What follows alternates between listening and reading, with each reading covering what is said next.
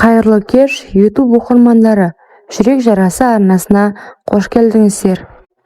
Мен Айнұрмын. Қазір 30-ға жақындап қалдым. Осы оқиға болғалы 2 жылдай уақыт өтті. Бірақ әлі күнге дейін есіме түссе, денем дірілдеп, жүрегім соғып кетеді. Бәрі шынайы болды. Ешқандай ойдан шығарған жоқпын. Мен өз өмірімді айтып отырмын. Ешкімге айтпаған құпиямды саған ғана ашып отырмын, оқырман. 2 жыл бұрын күйеуіммен ажырасып кеткенмін. Ол жақсы адам еді, бірақ екеуміз қосылғанда мүлдем әлсіз болатын. Әр жолы мен ішімде от жанған күйі қалып қоятынмын. Жас едім, 28-демін. Құмарлығым басым кес. Шыдай алмай бітті дедім де кеттім. Ауылда өз үйімде жалғыз тұрамын. Балам жоқ, ешкім жоқ. Қайын ағам Нұрлан үйдің қасында тұрады. Ол бұрынғы күйеуімнің үлкен ағасы. Қазір 50-ге таяп қалды. Ешқашан үйленбеген, биік, мықты денелі, қолдары темірдей. Жұмыста трактор айдайды. Күнге күйген, қатал көрінеді. Бірақ маған қарағанда көзі мүлдем басқаша болатын. Бұрында байқайтынмын. Күйеуім бар кезде де маған ұзағырақ қарайтын. Бірақ ештеңе демейтінмін. Бір күні жаздың аптабы қатты болды. Мен монша жақтым. Жалғыз кіріп, жуынып жаттым. Су құйып, сабындап, шашымды жуып.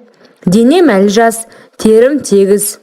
Моншада айнаға қарап тұрып, іштей осы денені неге ешкім лайықты бағаламайды деп ойлайтынмын. Терезе аздап ашық еді. Бір кезде біреу қарап тұрғандай сезім болды. Қарасам, Нұрлан терезеден тесіле қарап тұр екен. Қолында шелек, бірақ қозғалмайды. Көзі менде. Мен шошыдым, бірақ тоқтата алмадым өзімді. Қолымды денеме апарып әбден жудым, бірақ толық жаппадым. Керісінше жуынып тұра бердім. Ол әлі тұр, көзін алмайды. Беті қызарып, тынысы тездеп кетті. Моншадан шықтым. Орамалға оранып, ол әлі сыртта тұр екен. Көзіміз түйісті. Аға, не үшін келдіңіз деп сұрадым, дауысым дірілдеп. Ол ештеңе деп айтты да кетті.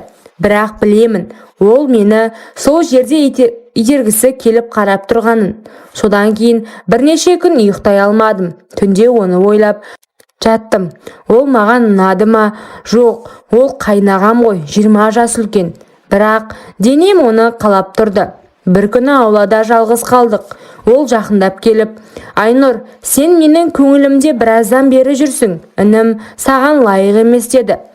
Ол әлсіз еді, білемін бәрін. Маған рұқсат етші, жай ғана құпия болсын. Сен жассың, саған нағыз еркек керек деді. Мен қызарып, аға, жасыңыз үлкен ғой, ауыл не дейді дедім. Ол ешкім білмейді, жасыма қарама деді де қолымды ұстады. Мен қаштым, бірақ ішімде от өрлеп жатты. Тағы бір аптап ыстық күн. Моншаға кірдім.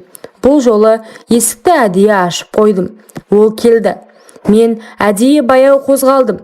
Денемді сабындадым. Ол шыдай алмады. Есікті ашып ішке кірді. Айгүл, шыдай алмаймын енді деді, даусы қалтырап. Мен аға жоқ деп өтірік майысып қарсылық көрсетпек болдым. Бірақ қадам жасамадым артқа қарай. Содан кейін ол маған, сен енді менікісің. Жасыма қарама, мен саған ерекше қараймын деді. Мен басымды кеудесіне қойып үндемедім. Ішімдегі ұзақ жылғы жалғыздық, өшпеген от, бәрі сөніп, орнына терең тыныштық орнады. Қазір әлі кездесіп жүрміз. Құпия, моншада. Кейде ол маған түнде келіп кетеді. Ол маған нағыз еркек екенін әр жолы дәлелдейді. Жасы үлкен, бірақ патша еді. Мен оған үйреніп қалдым. Басқа еркек ойыма да кірмейді. Осы менің шынайы өмірім. Ешкім білмейді. Қазір осыны айтып отырғанымның өзі қиын. Бірақ ішімдегіні біреуге шығармасам, жарылып кететін сияқтымын. Нұрланмен арамыздағы құпия 2 жылдан асты. Моншадағы алғашқы кездесуден кейін тоқтай алмадық. Аптасына 2-3 рет кездесеміз. Көбіне моншада, Кейде түнде ол маған келіп кетеді. Есікті ақырына қағып, ішке кіргенде мен оны күтіп отырамын. Мен онымен бірге болғанда өзімді толық әйел сезінемін. Ол да солай айтады. Сен сияқты үйлесімді әйелді ешқашан кездестірмеппін, Айгүл. Біз бір-бірімізге арналғанбыз, бірақ соңғы уақытта бәрі өзгере бастады. Бір кеште әдеттегідей отырып, ол маған Айнұр, екеуміз үйленейік деді. Мен үндемей қалдым. Ол жалғастырды. Мен сені шын жақсы көремін. Бұл жай құмарлық емес. Сенсіз өмір сүре алмаймын. Ресми түрде некелесейік. Ауылға айтамыз, бәрі түсінеді. Немесе қалаға көшейік, жаңадан бастайық деді. Мен аға ойланып көрейін дедім. Ішімде дауыл тұрды. Әлі де ойланып жүрмін. Жұрт білсе не болады? Ол менің қайнағам, бұрынғы күйеуімнің ағасы. Ауылдың бәрі сөз қылады. Арсыз келіншек қайнағасымен жүр деп. Балаларым болмаса да абыройым ше. Әке-шешем тірі болса не дер еді? Туыстар, көршілер бәрі бетіме түкіреді ғой. Содан кейін бір күні айттым оған. Аға, одан да құпия кездесе берейік. Осылай жақсы ғой, ешкім білмейді. Бақыттымыз. Ол үндемеді ұзақ. Содан кейін көзін төмен салып, Айгүл, мен саған шынымды айтайын. Мен саған жай ғана сол нәрсе үшін келіп жүрген жоқпын. Сені шынымен жақсы көремін деді. Сен менің өмірімнің мәні болдың. Егер сен тұрмысқа шыққың келмесе, мен өмір бойы жалғыз болып өтемін деді. Дауысы дірілдеді. Оның көзінде шынымен махаббат бар сияқты. Жай жаман нәрсе емес. Ол маған гүл әкеледі, дәмді тамақ пісіреді, қамқорлық жасайды.